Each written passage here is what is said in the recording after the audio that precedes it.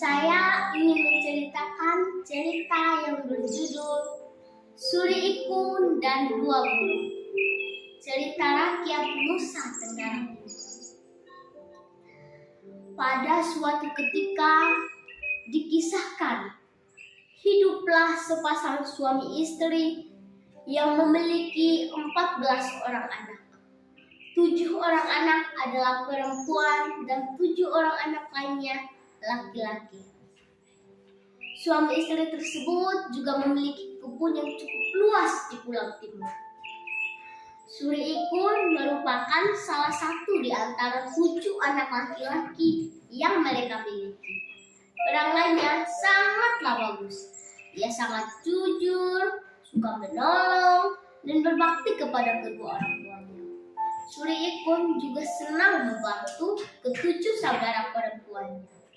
Karenanya, Suri Ikun sangat disayang oleh ke-7 saudara perempuannya dan kedua orang tuanya. Berbeda dengan ke-6 saudara lelakinya yang sangat pemalas dan penakut. Suatu hari, babi hutan datang menyerang kebun milik suami istri tersebut.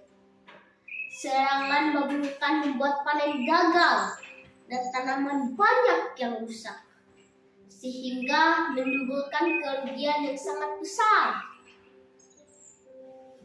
Bu, bagaimana kita harus menghidupi anak-anak kita? Panen kali ini gagal dan tanaman banyak yang rusak. Mendengar pembicaraan kedua orang tuanya, Suri Ikun mendekati. Ia sangat ingin membantu kedua orang tuanya. Ayah, aku punya cara agar kebun kita tidak diserang oleh babi hutan.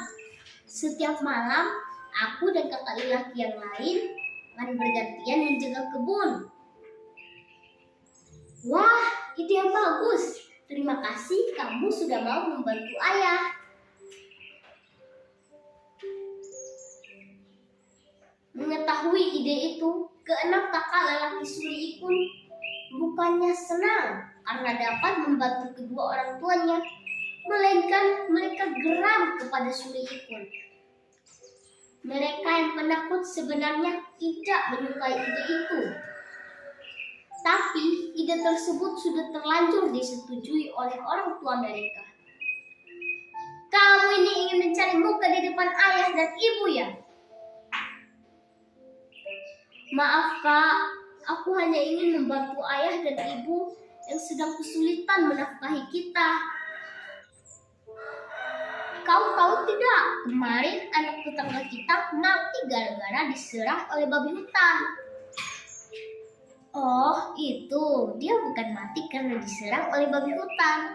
Ia mati karena tenggelam di sungai. Betapa kesal hati ke-6 kakak lelakinya mendengar jawaban adiknya yang lumpuh.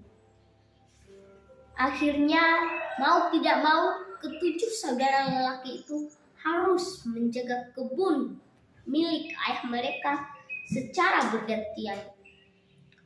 Namun, karena merasa takut dengan babi hutan, ke-6 kakak lelaki Suri Ikun mengatur siasat agar Suri Ikunlah yang selalu menjaga kebun dari serangan babi hutan. Suri Ikun, aku tidak pandai memanah, jadi malam ini sebaiknya kau saja yang menjaga kebun. Tampak berpikir bahwa ia telah diperdaya, Suri Ikun menuruti keinginan kakaknya. Hari berganti hari. Ke-6 kakak lelakinya tetap mengemukakan alasan yang serupa. Akhirnya, menyuruh Suri Ikun yang selalu menjaga kebun.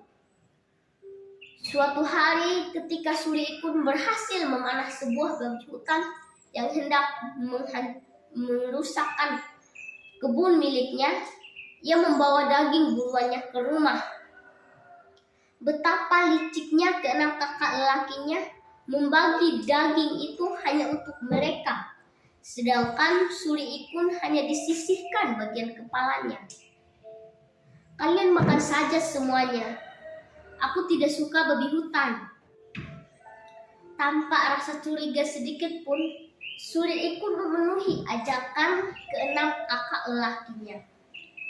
Hari sudah mulai malam. Ketujuh saudara laki-laki itu pergi masuk ke dalam hutan yang angker. Suri Ikun diam-diam ditinggal oleh keenam kakaknya di dalam hutan.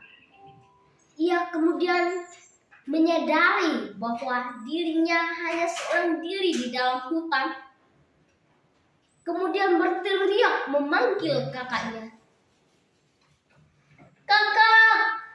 Kakak! Kalian di mana?" Setiap kali Suri Ikun berteriak memanggil kakaknya, hantu-hantu hutan selalu menjawabnya, sehingga Suri Ikun semakin tersesat di dalam hutan. Suri Ikun yang tidak tahu jalan pulang memudahkan hantu hutan untuk menangkapnya.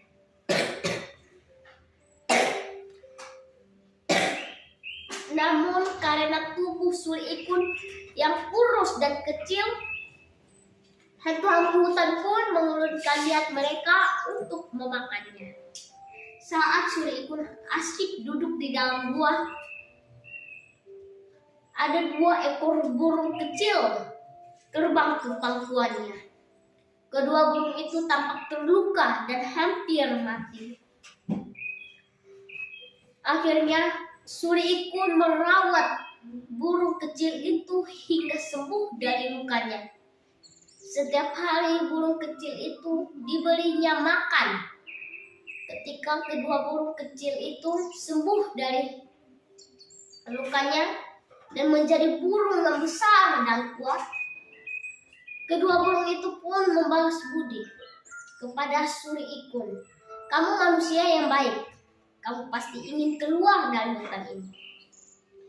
Mari kami ajak kamu pergi ke suatu tempat yang sangat indah." Kedua burung itu pun membawa Suri Ikun keluar dari hutan. Akhirnya ia bebas dari cengkraman hantu-hantu hutan yang hendak memangsanya.